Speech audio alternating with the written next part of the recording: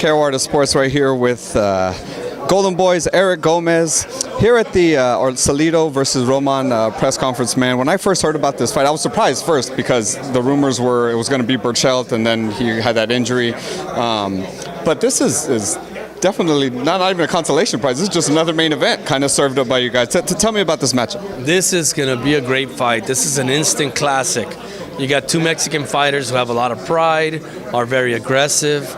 I'm excited for this fight. You know, these guys fight every second of every round. You're going to watch a great fight. And they both have very good chins as well. That's what people don't realize. They both have very good chins. So that makes for a tremendous fight. I'm excited. Is the idea, I was asking Tom about this too, the idea, because these styles are going to clash beautifully in the ring. You know these guys are going to go to war. The other fight happening that night, Lomachenko versus Rigondeaux, is a good fight. I think boxing fans are excited about that as well. But I think kind of the consensus as well is that it's more of a chess match. You're going to kind of wait to see, you know, who falls into whose trap. This is like a can't miss. As soon as they get in the ring, once someone hits the other one, it's on type of thing. Yeah, I mean, they're different styles. You know, Lomachenko is a great talent. Rigondeaux is also a great talent. But yeah, it's going to be more of a chess match. Those guys are master boxers. Master boxers. And in this fight over here, it's like Rambo 3. You know, these guys are just going to go at it. There's going to be a lot of heavy artillery, and it's going to be a lot of action. So it just really depends what kind of fight you like to watch. If you're a thinking man and you like to see things play out, then, you know, you'll watch that fight. But if you're a Rambo and blood and guts and sweat, you don't want to miss this fight. This is going to be an action fight. Definitely, man. I want to ask you, obviously Tom Loeffler's here. You guys are joining together for this fight. We saw you guys talking outside there for a second. I put it on my Instagram. I'm like, the negotiations are finishing right now. What's the latest, man? Canelo, Triple G2. We're talking. No different than the first fight. There's some obstacles that we have to get past, so we're both doing our homework. And I think we're gonna get it done. I think we're close. No different than the first fight.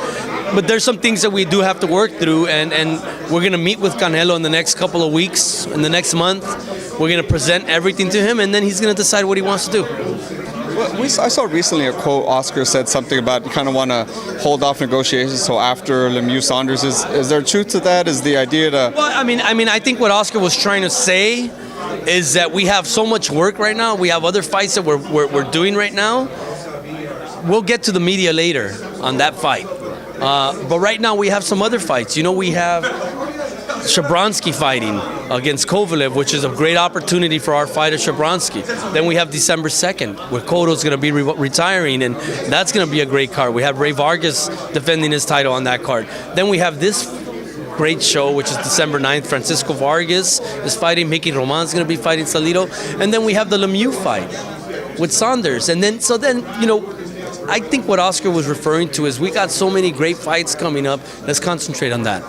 Yeah, we've got to respect that. I want to ask you another fight, potentially great fight in the works. I saw something on Twitter, you and Mikey Garcia and Linares, you said just...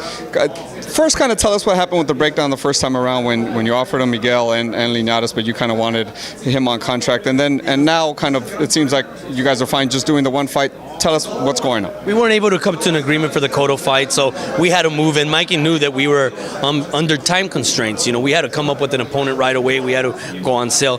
Whenever you do a big fight with Miguel Cotto, you need enough time. You need time to promote the card. So we weren't able to get the deal done. We agreed to continue talking. The Linares fight now, you know, Linares was thinking of fighting Flanagan. Flanagan vacated now, moved up.